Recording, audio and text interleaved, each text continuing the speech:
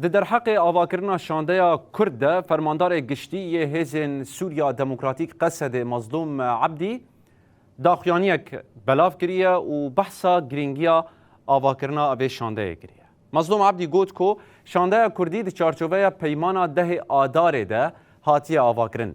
چمکی لگور وی پیمانه مافن گل کرد این دستوری و دستوریه که یک گرتی ده مسو گرته.